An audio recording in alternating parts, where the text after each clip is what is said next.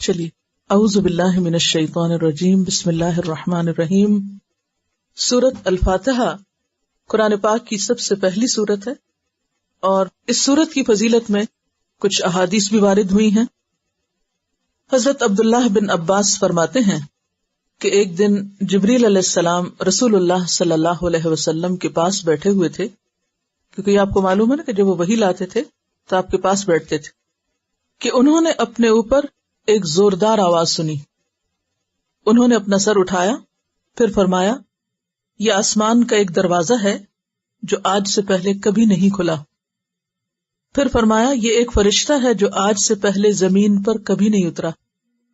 پھر اس فرشتے نے آپ صلی اللہ علیہ وسلم کو سلام کیا اور 2 نوروں کی خوشخبری دی اور کہا، یہ 2 نور آپ ہی کو دیے جا رہے ہیں، آپ سے پہلے کسی نبی کو نہیں دیے گئے، ایک سورۃ الفاتحہ اور دوسرا سورۃ البقرہ کی آخری 2 آیات۔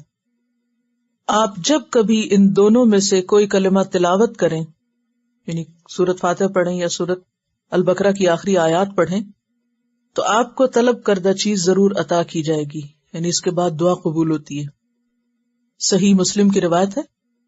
تو اس سے پتہ چلتا ہے کہ سورۃ الفاتحہ کتنی عظیم سورت ہے اور اس کا پڑھنا کتنا بابرکت ہے، اور اللہ سبحانہ وتعالیٰ نے رسول اللہ صلی اللہ علیہ وسلم پر خاص انعام فرمایا اور آپ کو یہ سورت عطا فرمائی۔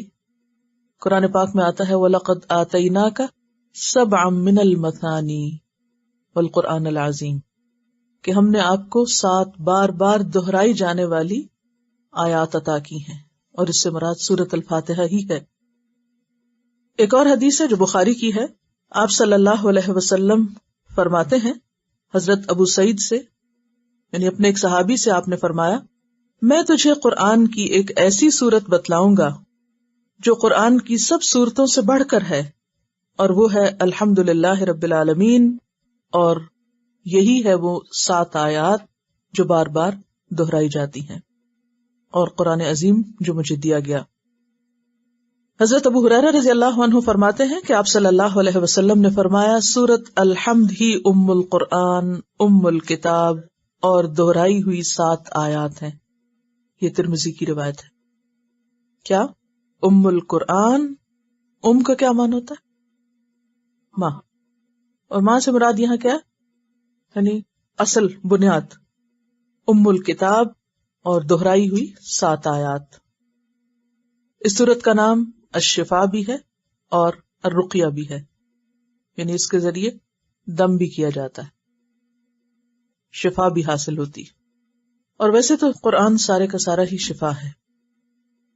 سورۃ الفاتحہ ترتیب نزولی کے اعتبار سے 5ویں نمبر پر آتی ہے، اور یوں یہ نبوت کے ابتدائی دور میں نازل ہوئی، اور یہ پہلی سورت ہے جو پوری کی پوری ایک ہی بار اتری۔ باقی صورتیں تو کس طرح ہوتی ہیں کہ کوئی حصہ ایک دفعہ اترا، پھر کچھ بعد میں اترا، پھر ان کو اکٹھا کیا گیا، لیکن یہ پوری 7 آیات اکٹھی اتری۔ قرآن پاک کا جب آغاز کیا جائے تو حکم ہے کہ اللہ کی پناہ طلب کی جائے شیطان مردود سے۔ قرآن پاک میں آتا ہے، فَإِذَا قَرَأْتَ الْقُرْآنَ فَاسْتَعِذْ بِاللَّهِ مِنَ الشَّيْطَانِ الرَّجِيمِ، سورۃ النحل آیت نمبر 98، کہ جب تم قرآن کی تلاوت کرو تو شیطان مردود سے اللہ کی پناہ مانگو۔ تو قرآن پاک کے پڑھنے کے آداب میں سے پہلا ادب کیا ہے کہ شروع میں کیا کیا جائے؟ شیطان مردود سے پناہ مانگی جائے اور اللہ تعالیٰ کی پناہ میں اپنے آپ کو دیا جائے۔ کیوں؟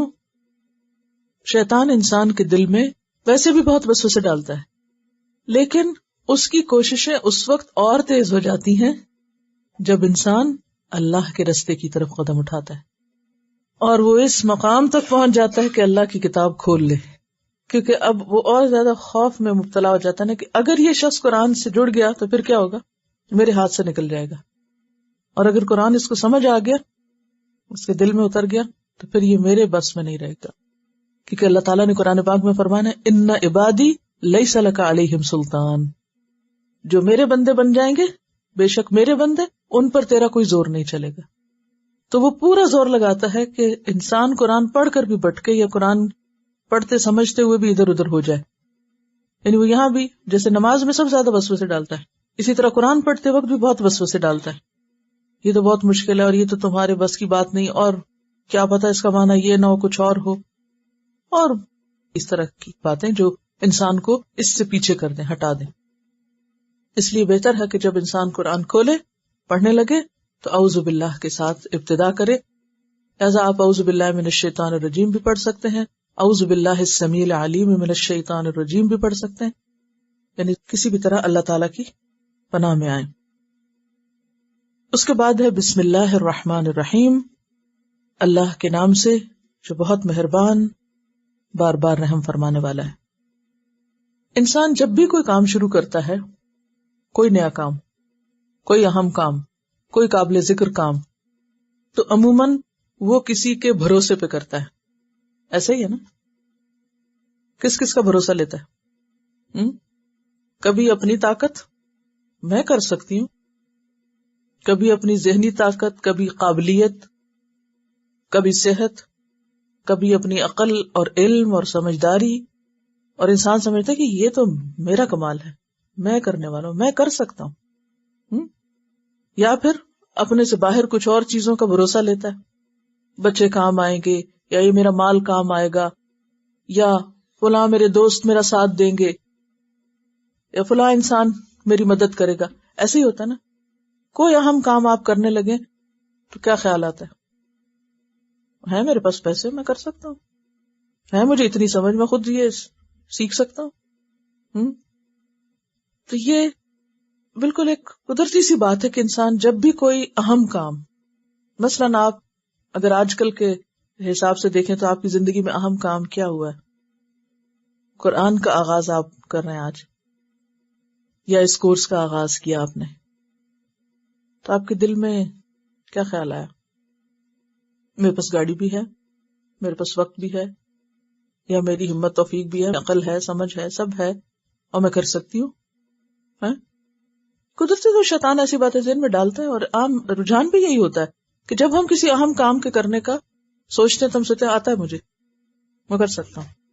کبھی اپنے علم پہ بھروسہ، کبھی اپنی طاقت پہ بھروسہ، کبھی کسی بھی خارجی امر پہ بھروسہ، کبھی اسباب پہ بھروسہ.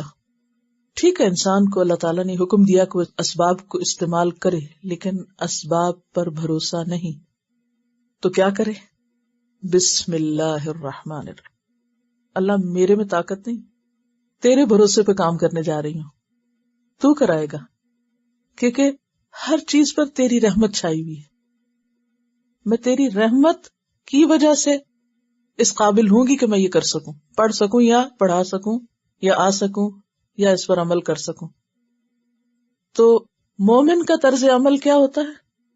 کافر ہے تو شمشیر پہ کرتا ہے بھروسہ. وہ ایک عام شعر آپ نے پڑھا ہوگا نا کہ وہ اسباب پہ بھروسہ کرتے ہیں. ان میں اور آپ میں فرق کیا ہے؟ مومن اسباب اختیار کرتا ہے، بھروسہ نہیں کرتا. یہ ایک اندر ایک ایسا فرق آ جاتا ہے ایمان لانے کے بعد اور اللہ کے دین کی طرف آنے کے بعد کہ انسان حقیقی عاجزی اختیار کرتا ہے، ہر کمال اللہ کے لیے، ہر تعریف اللہ کے لیے، اور اپنی صرف کوشش. تو سب سے بہتر آغاز کسی بھی کام کے لیے کیا ہو سکتا ہے کہ انسان وہ کام کس طرح شروع کرے؟ اللہ کے بھروسے پر شروع کرے. تو ہمیں حکم کیا دیا گیا کہ ہم کیا کریں؟ اپنے کاموں کو کس سے شروع کریں؟ بسم اللہ سے. جیسے وضو کرتے وقت، کھانا کھاتے وقت، گھر میں داخل ہوتے وقت،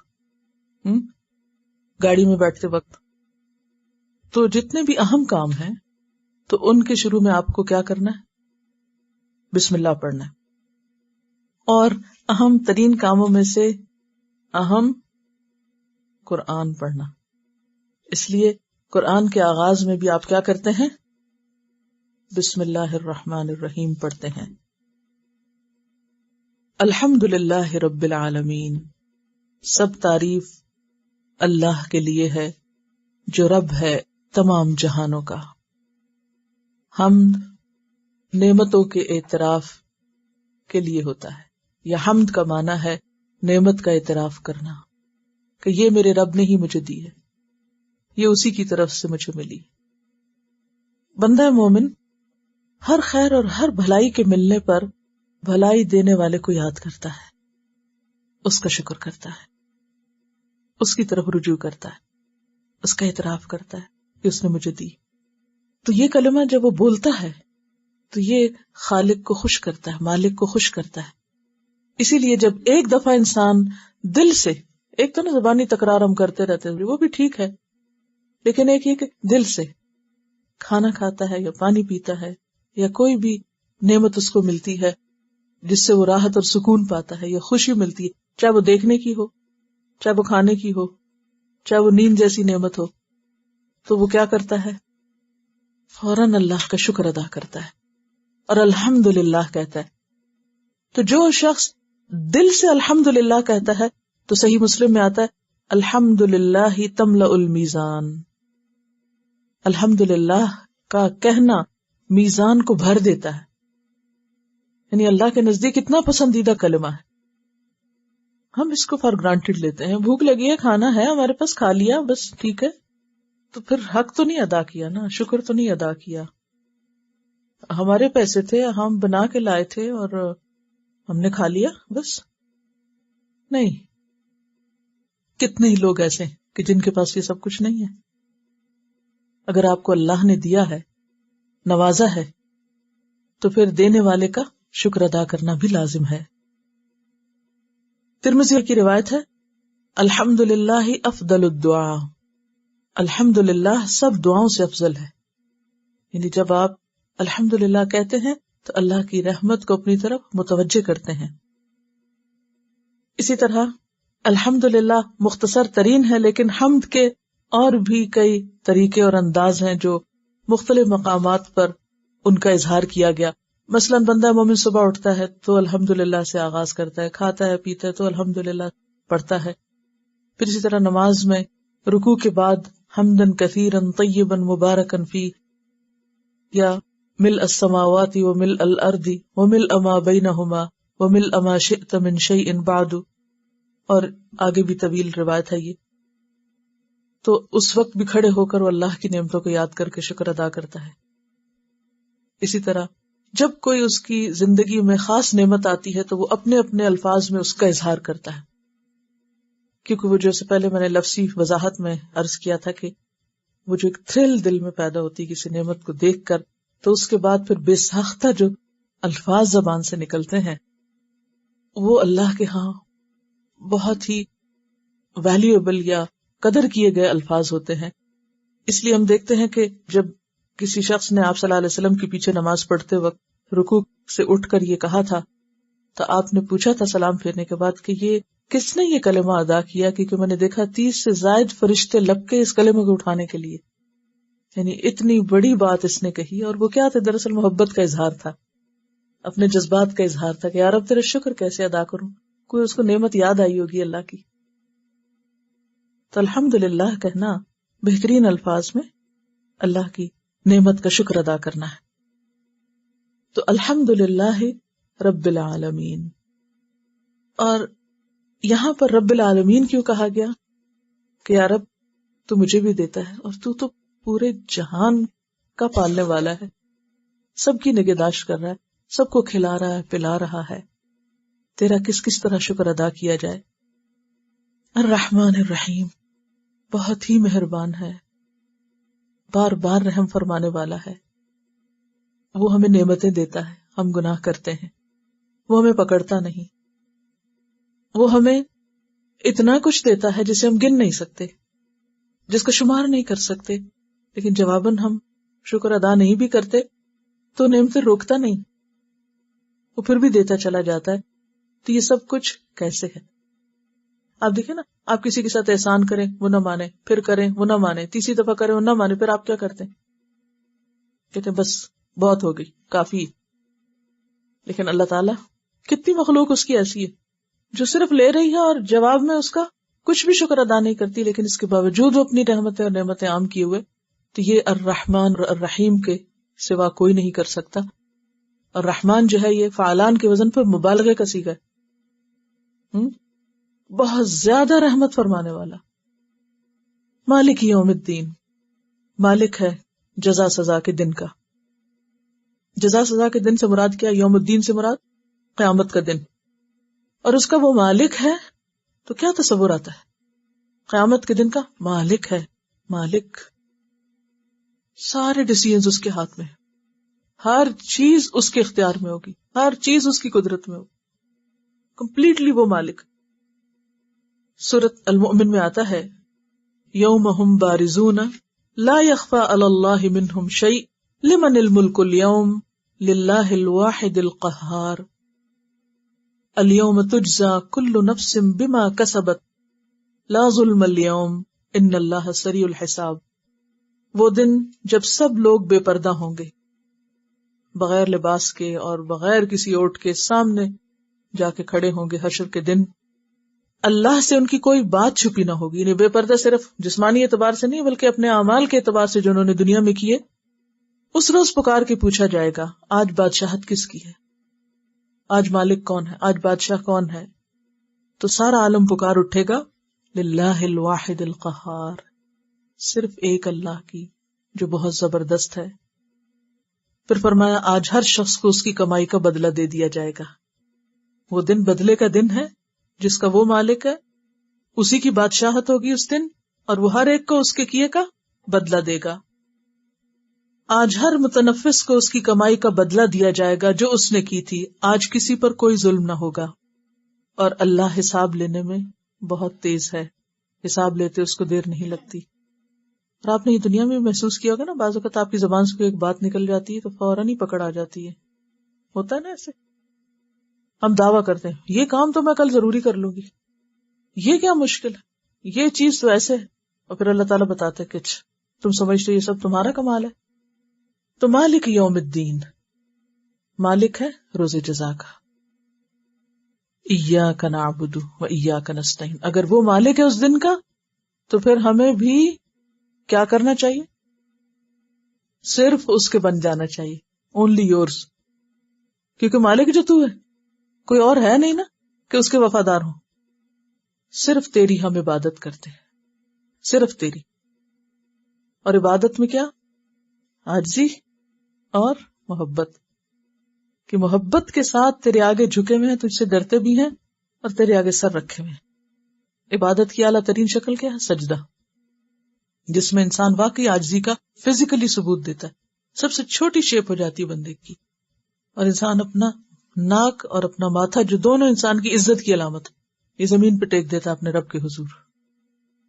اور یہ پیشانی صرف اسی کے آگے جھکنی چاہیے، یہ ناک صرف اسی کے آگے زمین پہ لگنا چاہیے. تو ایاک نعبد، صرف تیری ہم عبادت کرتے ہیں. و ایاک نستعین، صرف تجھ سے ہم مدد چاہتے ہیں. دنیا میں جو بھی ہماری مشکلات ہیں ان میں بھی تیری ہی مدد چاہیے ہمیں، تیری بھروسے پہ ہم چل رہے ہیں. اہدنا الصراط المستقیم، تیری عبادت کے لیے ہمیں تیرا ہی بتایا ہوا راستہ چاہیے. لیکن نا، جس کی ہمیں عبادت کرنی ہے مرضی بھی تو اسی کی دیکھنی ہے نا. اب عبادت کے نام پہ ہم خود سے کام تھوڑے ایجاد کر سکتے ہیں کہ عبادت اس کی ہو رہی ہے اور کام اپنی مرضی کے ہو رہے ہیں اور اس کو ہم عبادت کا نام دے دیں. خود ساختہ چیزیں دین میں ایجاد کر لیں، دین کے نام پہ، اللہ کے نام پر من مانے کام شروع کر دیں. وہ عبادت نہیں ہوتی. عبادت کس کو کہتے ہیں؟ اللہ کے سامنے جھکنا، اللہ کی اطاعت کرنا، اللہ کی بات ماننا، اور انتہائی محبت کے ساتھ، مصیبت سمجھ کے نہیں، بوجھ سمجھ کے نہیں. تو اس کے لیے ہمیں پھر سیدھا راستہ چاہیے تاکہ ہم اس کو راضی کر سکیں. تو اہدنا الصراط المستقیم، تو ہمیں سیدھا راستہ دکھا دے، یعنی ایسا راستہ کہ جو ہمیں تجھ سے ملا دے. وہ راستہ ہم پر کھول بھی دے، پھر چلنے کی توفیق بھی دے. کیونکہ بعض اوقات پتہ تو چل جاتا ہے یہ راستہ جاتا ہے، ہم ہی کم ہمت ہو جاتے ہیں، بیٹھ جاتے ہیں. چلا بھی، اور پھر آخر دم تک چلا کہ منزل تک پہنچے. کیونکہ جیسے کہ وہ میں نے حدیث آپ کو سنائی تھی کہ آپ صلی اللہ علیہ وسلم نے ایک مرتبہ زمین پر ایک سیدھا خط کھینچا اور اس کے دائیں بائیں آڑے خط کھینچے. پھر فرمایا کہ یہ اللہ تعالیٰ کا راستہ ہے، اور یہ آڑے ترچھے خط پگڈنڈیاں ہیں، اور ان میں سے ہر پگڈنڈی پہ کوئی نہ کوئی شیطان بیٹھا ہوا ہے جو اس کو اپنی طرف بلا رہا ہے. کہیں نفس اپنائی، کہیں کوئی انسان ہے، کہیں کوئی اور چیز ہے، اور انسان قدم قدم پہ بھول جاتا ہے کیونکہ یہ سب سامنے نظر آتے ہیں نا، اور اللہ کا راستہ ہمیں دھندلا جاتا ہے.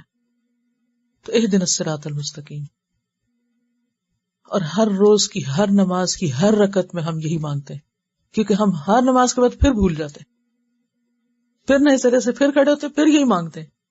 کبھی آپ نے سوچا کہ یہ اتنی ریپیٹیشن کیوں سورۃ الفاتحہ کی؟ اور جیسا کہ آپ جانتے ہیں کہ نماز ہوتی ہی نہیں کس کے بغیر؟ سورۃ الفاتحہ کے بغیر. یعنی جس نماز میں سورۃ الفاتحہ نہ ہو وہ نماز ہی نہیں.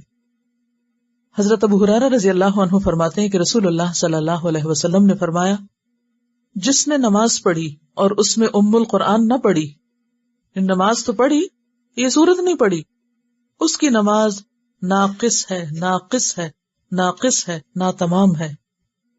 ابو ہریرہ سے ایک صحابی نے پوچھا، ابو ہریرہ کبھی میں امام کے پیچھے ہوتا ہوں تو پھر میں کیا کروں؟ ابو ہریرہ نے فرمایا، فارسی کے بیٹے دل میں پڑھ لیا کرو، کیونکہ میں نے رسول اللہ صلی اللہ علیہ وسلم کو یہ کہتے ہوئے سنا کہ اللہ تعالیٰ نے فرمایا، میں نے نماز کو، اور مراد یہاں نماز سے سورۃ الفاتحہ ہے، میں نے نماز کو اپنے اور بندے کے درمیان آدھا آدھا تقسیم کر دیا ہے، آدھی میرے لیے ہے اور آدھی میرے بندے کے لیے. جو کچھ وہ سوال کرے، یعنی بندے کے لیے کیا ہے؟ جو وہ مانگے.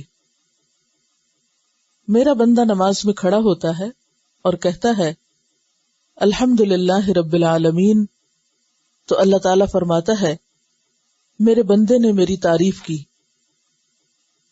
لیکن اگر ہم سوچتے ہی نہیں اس وقت تو اللہ تعالیٰ کیا جواب دیتے ہوں گے؟ پھر وہ کہتا ہے الرحمن الرحیم، تو اللہ تعالیٰ فرماتا ہے میرے بندے نے میری ثنا بیان کی، یعنی تعریف کی. پھر وہ کہتا ہے مالک یوم الدین، تو اللہ تعالیٰ فرماتا ہے میرے بندے نے میری بزرگی بیان کی. اور ایاک نعبد و ایاک نستعین میرے اور میرے بندے کے درمیان مشترک ہے، اور سورت کا باقی حصہ میرے بندے کے لیے ہے، اور میرے بندے کو وہ کچھ ملے گا جو اس نے مانگا. میرے بندے کو وہ کچھ ملے گا جو اس نے مانگا. تو مانگتے ہوئے پھر کیفیت کیا ہونی چاہیے؟ واقعی مانگنے والے کی، صرف پڑھنے والے کی نہیں. تو نماز ہو یا نماز کے علاوہ سورۃ الفاتحہ صرف پڑھی نہیں جاتی، اس کے آدھے حصے میں اللہ تعالی کی تعریف اور حمد بیان کی جاتی ہے، اور دوسرے حصے میں اس سے کچھ مانگا جاتا ہے. تو جو اچھے سے تعریف کرتا ہے اور پھر اچھے طریقے سے مانگتا ہے وہ محروم نہیں رہتا. تو اس سے پتہ چلتا ہے کہ یہ انتہائی اہم صورتوں میں سے ہے جس میں انتہائی اہم دعا مانگی گئی ہے. اور زندگی کی اہم ترین دعا کیا ہے؟ سیدھے رستے کی رہنمائی کی دعا. اب ہم ہر روز مانگتے ہیں اللہ دکھا، اللہ تعالیٰ کہتے ہیں یہ کتاب ہے دیکھو، اس کو ہم کھولتے ہی نہیں. ساری دنیا کے علوم پڑھیں گے، اس کو نہیں پڑھنا چاہتے. کیسے رستہ پتہ چلے؟ اگر آپ کو یہاں سے کسی دوسرے شہر میں جانا ہو تو نقشہ لیتے ہیں یا نہیں؟ یا ایسے ہی چل پڑتے ہیں ہائی وے پہ کہ میں نے ڈرائیونگ لائسنس لے لیا ہے، میں نے ڈرائیونگ ٹیسٹ پاس کر لیا، میں گاڑی چلا سکتی ہوں، میں جا رہی ہوں. ایسے تھوڑی کرتے ہیں. کیا کرتے ہیں؟ ہاں، میپ لے کے ڈائریکشن لیتے ہیں کہیں نکلنے سے پہلے، یا ایسے اندازے سے چل پڑتے ہیں. وہ جہاں گاڑیاں جا رہی ہیں پیچھے پیچھے میں بھی چلی جاؤں گی. ایسے تھوڑی جاتے ہیں. معلوم نہیں کون کدھر جا رہا ہے. مجھے تو وہاں جانا ہے جہاں میری ضرورت ہے، تو مجھے کسی اور پہ ڈپینڈ نہیں کرنا. اگر کبھی بھی آپ کسی اور گاڑی کو فالو کرتے ہوئے اپنی منزل پہ پہنچنے لگے تو کیا ہوگا؟ کہیں اور ہی پہنچ جائیں گے. تو اس طرح آپ صرف معاشرے کو، لوگوں کی بھیڑ کو، لوگوں کے چلنے کو دیکھ کر کے چلو تم ادھر کو ہوا ہو جدھر کی، اور جدھر لوگ جا رہے ہیں، ریلا جا رہا ہے عوام الناس کا، تم بھی وہی کرتے رہو، نہ اپنی عقل سے سوچو اور نہ اچھے برے کی تمیز جانو، اور کہو کہ ہم تو جنت میں پہنچنے کے کام کر رہے ہیں اور پہنچ جائیں گے اپنی منزل پہ. تو یہ خود کو دھوکہ دینا ہے. اگر آپ واقعی اللہ کی رضا تک پہنچنا چاہتے ہیں، ابدی خوشیوں تک پہنچنا چاہتے ہیں، تو لازم ہے کہ رستہ دیکھیں، اس کتاب کو پڑھیں، کیونکہ ذالک الکتاب لا ریب فیہ ہدی للمتقین اور ہدی للناس. نمبر 2، صرف دیکھ کر پھر اس کو بند نہ کر دیں، چلے، اور پھر چلتے چلتے رک نہ جائیں بلکہ مرتے دم تک چلے. یہ دعا ہے جو ہم مانگتے ہیں نماز میں، اہدنا الصراط المستقیم. اب اس صراط کی مزید وضاحت ہے، صراط الذین انعمت علیہم، ان لوگوں کا راستہ جن پر تو نے انعام کیا. مجھے ان لوگوں کا راستہ چاہیے جن کو تو نے نوازا، ہدایت سے نوازا، نعمتوں سے نوازا، اپنی رضا سے نوازا، اور جن کو تو نے اس منزل تک پہنچا دیا. مجھے بھی ویسا ہی بنا دے. جن بندوں سے تو محبت کرتا ہے مجھے بھی تو ویسا ہی بنا دے. اللہ مجھے اپنی محبت دے، اس کی محبت دے جو تجھ سے محبت کرتا ہو. محبت کرنے کا بھی ایک معیار ہے، ہر ایک سے نہیں محبت کی جا سکتی. مجھے اس کی محبت دے جو تجھ سے محبت کرتا ہے. اور وحب عمل یقربنی الی حبک، اور ایسے کاموں کی محبت دے، ان کاموں سے محبت دے، ان کاموں میں میرا دل لگا دے جو مجھے تیری محبت دے دے، جس چیز سے مجھے تیری محبت مل جائے. تو صراط الذین انعمت علیہم کن کا راستہ ہے؟ اللہ کے پیاروں کا راستہ ہے. اللہ اپنے پیاروں میں شامل کر لے. ادخلنی برحمتک فی عبادک الصالحین. یوسف علیہ السلام کو جب مصر کی بادشاہت ملی، کیا مانگا انہوں نے؟ فاطر السماوات والارض انت ولی فی الدنیا والآخرہ توفنی مسلما والحقنی بالصالحین. جتنے بھی اللہ کے نیک بندے اور پیغمبر ہیں، ان سب کی سب سے بڑی تڑپ یہی ہوتی تھی کہ یا رب اپنے پیاروں کے ساتھ ملا دے. الحقنی بالصالحین، ادخلنی برحمتک فی عبادک الصالحین. تو ہمیں اپنے لیے بھی روز کیا مانگنا ہے؟ اللہ جن بندوں سے تو راضی ہے ہمیں بھی ان میں شامل کر، ہمارا نام بھی اسی رجسٹر میں لکھ دے، ہمیں بھی ان جیسے ہی کام کرنے کی توفیق دے. صراط الذین انعمت علیہم، انعام یافتہ لوگوں جیسا بنا دے. اور وہ کون ہے؟ انبیاء ہیں، اولیاء ہیں، شہداء ہیں، صالحین ہیں. سورۃ النساء کی آیت 69 میں فَأُولَئِكَ مَعَ الَّذِينَ أَنْعَمَ اللَّهُ عَلَيْهِمْ مِنَ النَّبِيِّينَ وَالصِّدِّيقِينَ وَالشُّهَدَاءِ وَالصَّالِحِينَ غَيْرِ الْمَغْضُوبِ عَلَيْهِمْ. اللہ مجھے ان لوگوں جیسا نہیں بننا جن پر تیرا غضب ہو، جن سے تو ناراض ہوا ہے، ان کا راستہ نہیں چاہیے مجھے. مغضوب علیہم وہ لوگ ہوتے ہیں جو علم پانے کے بعد بھٹکتے ہیں. مغضوب علیہم کون ہوتے ہیں؟ جو علم پانے کے بعد بھٹکتے ہیں. اور ضالین وہ ہوتے ہیں جو بغیر علم کے بھٹکتے ہیں. بھٹکنے والوں کی 2 قسمیں. ہمیں سیدھا راستہ چاہیے نا، مغضوب علیہم اور ضالین کا نہیں چاہیے. راستہ گم نہیں کرنا ہم نے. تو کون ہے جو راستہ گم کیے ہوئے؟ نمبر 1 جن پہ اللہ کا غضب ہوا، اللہ کی ناراضگی ہوئی ہے، کہ ان کو پتا تھا پھر غلط کام کیے. اللہ کس سے ناراض ہوتا ہے؟ جو جان بوجھ کے غلط کام کرتا ہے اس پہ غضب بھڑکتا ہے. آپ نے دیکھا ہوگا کہ آپ کا بچہ جب غلطی کرتا ہے، اس کو پتا نہیں ہوتا، تو آپ کیا کرتے ہیں؟ اگنور کر دیتے ہیں، سمجھا دیتے، اگنور کر دیتے، پتا نہیں اس کو. لیکن جب پتا ہو اور جان بوجھ کے کرے، غصہ آتا ہے کبھی؟ آپ آتا ہے غصہ؟ اللہ کا غصہ بھی ان لوگوں پر ہوتا ہے کہ جو پتا چل جانے کے بعد غلط کام کرتے ہیں.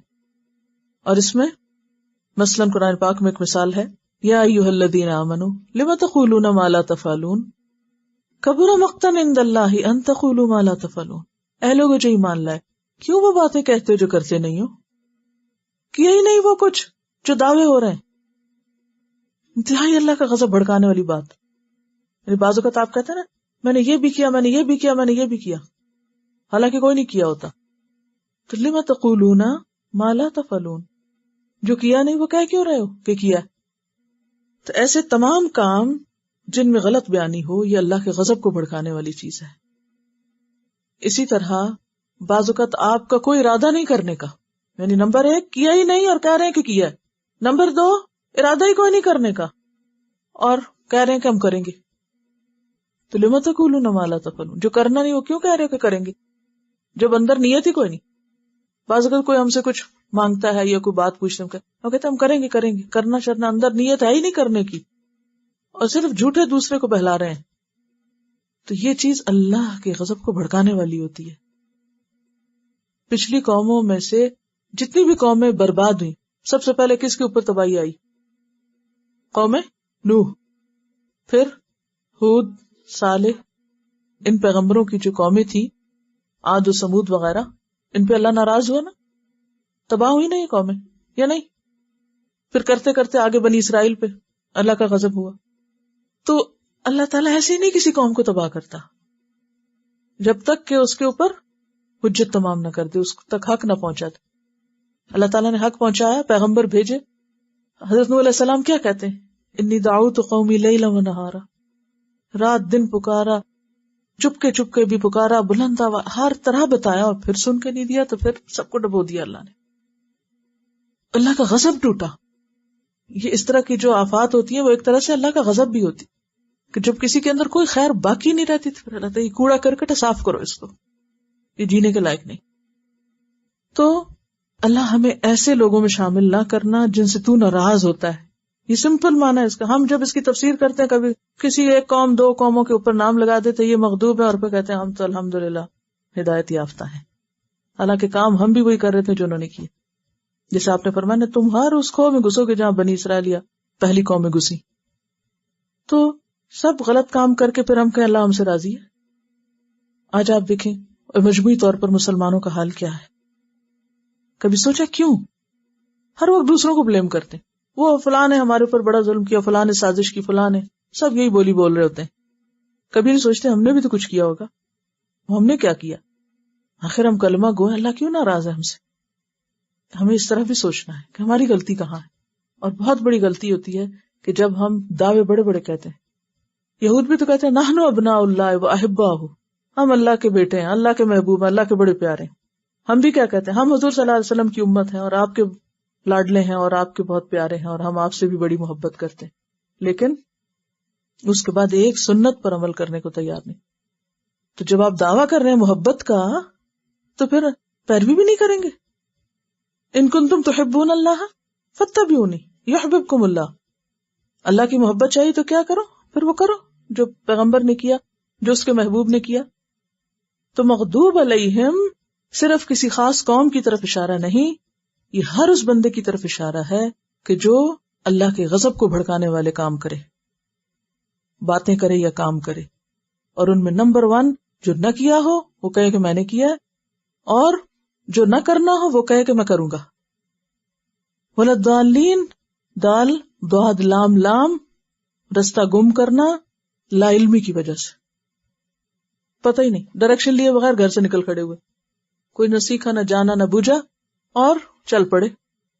تو ایسے لوگ جو لا علمی سے بھٹکتے ہیں ان کے لیے کیا حکم ہے کہ وہ دالین ہیں. یا اللہ ہمیں دالین میں شامل نہ کرنا، بھٹکنے والوں میں شامل نہ کرنا، جنہوں نے اپنا رستہ گم کر دیا، جنہوں نے رستہ جاننے کی زحمت ہی گوارا نہیں کی. تو دنیا میں بے شمار لوگ ایسے ہیں، بے شمار، ان گنت. کیا کرتے ہیں وہ؟ رستہ جاننے کے لیے اس کو کھولتے ہی نہیں، ہے نا، انجانے میں بھٹک رہے ہیں. کیوں غلط کام کر رہے ہیں؟ پتہ ہی نہیں کہ صحیح کیا ہے، صحیح اور غلط کی تمیز ہی کوئی نہیں. تو یا اللہ ہمیں نہیں ان میں شامل کرنا. تو ہمیں کس میں پھر شامل کرنا؟ انعام یافتہ لوگوں میں. تو انعام، سب سے پہلا انعام کیا ہے؟ ہدایت کا انعام، کہ اللہ کسی پر دین اسلام کی نعمت کھول دے. اتممت علیکم نعمتی، اسلام کو نعمت کہا گیا. تو جو اسلام میں داخل ہو گیا، پھر اس کے بعد اس کو رستہ مل گیا، اچھا یہ رستہ ہے، پھر اس کے بعد اس کا دین کا علم حاصل کیا، چلتا رہا. کیونکہ ساری زندگی سیکھتا بندہ، چلتا رہتا ہے چلتا رہتا ہے، جب تک موت نہیں آ جاتی یہ سفر جاری رہتا ہے، سیکھتا رہتا ہے انسان. اور پھر آخر اپنے رب سے جا ملا نفس مطمئنہ بن کے. یہ ہے وہ رستہ جو انعام یافتہ لوگوں کا رستہ ہے.